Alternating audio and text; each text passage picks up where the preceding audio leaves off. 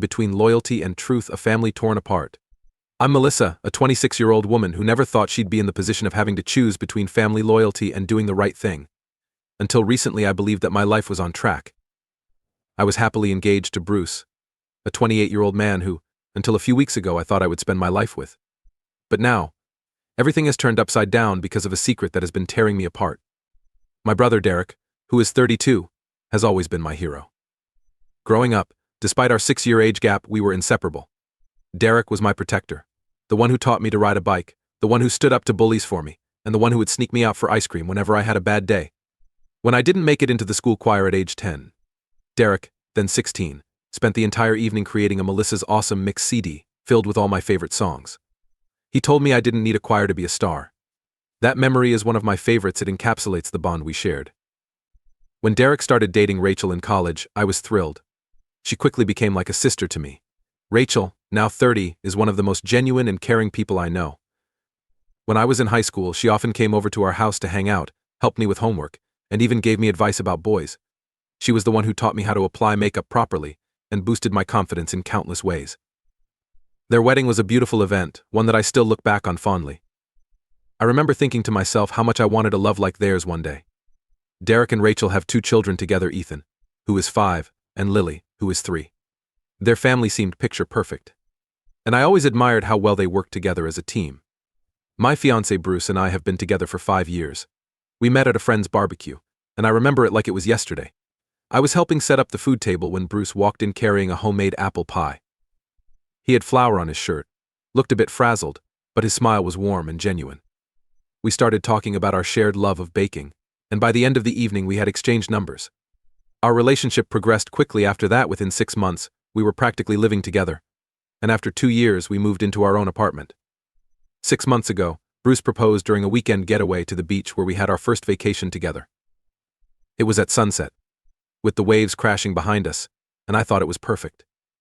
We were planning our wedding for next summer, and I believed everything was falling into place. That was until last week when I discovered a secret that turned my world upside down. Derek and Rachel have been married for 7 years, and I always thought their relationship was rock solid. We had a tradition every year for Derek's birthday. Rachel and I would team up to throw him an elaborate themed party. This year we decided on a 90s throwback party complete with a blockbuster video wall and a Nintendo 64 gaming station. Rachel and I were at their house, planning the surprise while Derek was at work. Rachel had gone upstairs to put the kids to bed, and I stayed downstairs using Derek's laptop to browse for party supplies. That's when I saw an email notification pop up. The subject line read, "Recover story for Thursday night," and it was from Bruce. I know I shouldn't have opened it, but curiosity got the better of me. What I found left me feeling sick. The email thread revealed that Bruce was helping Derek coordinate his meetups with another woman named Vanessa. Bruce was actively involved, suggesting places for them to meet, making excuses for Derek's absence, and even booking hotel rooms on his behalf. I kept scrolling, my heart pounding in my chest, and it became clear that this had been going on for months. Bruce wasn't just a passive observer, he was complicit. The man I was about to marry was enabling my brother to cheat on his wife, a woman who had become like a sister to me. I couldn't confront Rachel that night. I quickly closed the laptop and made up an excuse about feeling unwell. I left their house, my mind spinning. The next few days were torture. I tried to act normal around Bruce, but every time he touched me or said "I love you," I felt nauseous. I couldn't sleep. I couldn't eat. I kept thinking about all the times Derek and Rachel had hosted us for dinner, the family game nights, the vacations, all those moments that now felt tainted by lies. After days of this torment, I finally confronted Bruce. I waited for him to come home from work and told him I knew everything about Derek's affair and his involvement. At first, he tried to deny it, but when I mentioned specific details from the emails, his face fell.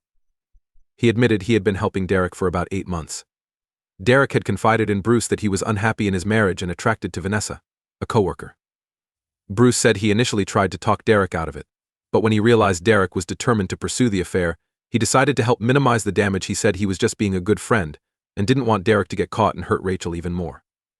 He even tried to justify his actions by saying he thought if Derek got it out of his system, he might realize what he had with Rachel and end things with Vanessa.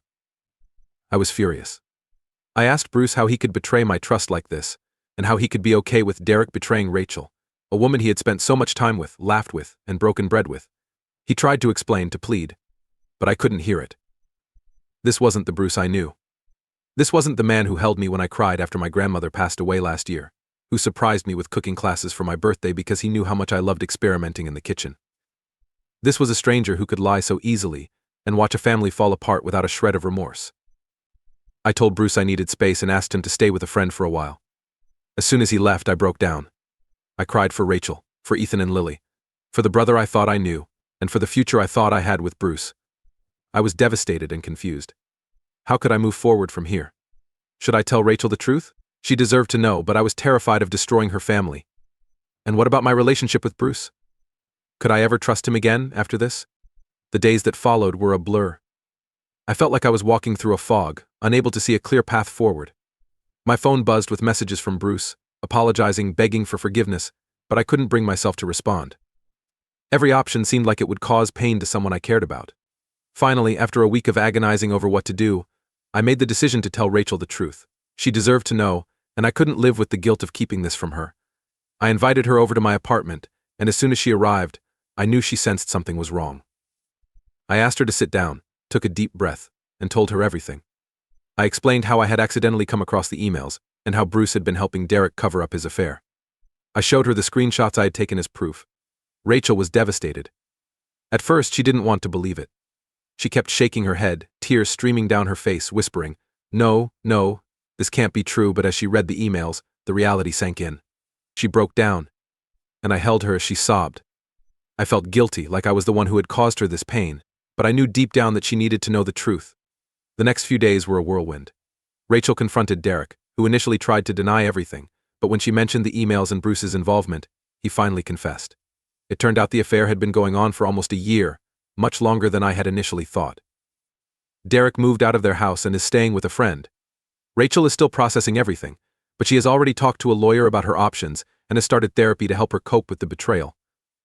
I've been trying to support her as much as I can, watching the kids when she needs a break or just sitting with her when she needs to talk. As for Bruce, I've decided to end our engagement. The trust between us is irreparably broken. When I told him my decision, he begged for another chance, saying he realized how wrong he was and that he'd do anything to make it up to me. He brought up all our happy memories, our first date at the local fair, the time we got caught in a rainstorm and ended up dancing in the middle of the street, the night we stayed up until 3 a.m. planning our dream house. But I couldn't get past the fact that he had been lying to me for months, actively participating in the destruction of my brother's family. I returned the engagement ring and asked Bruce to move out of our shared apartment. It's been tough. Coming home to an empty place, seeing the spaces where his things used to be, the coffee mug he always used still sitting in the cupboard, it's like a constant reminder of the life we were supposed to have. My heart aches, and some days I feel so angry, I can hardly breathe.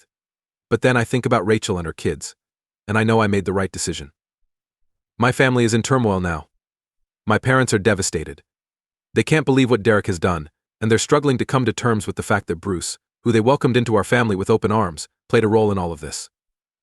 Derek is trying to make amends, but Rachel is not ready to forgive him, and I'm not sure she ever will.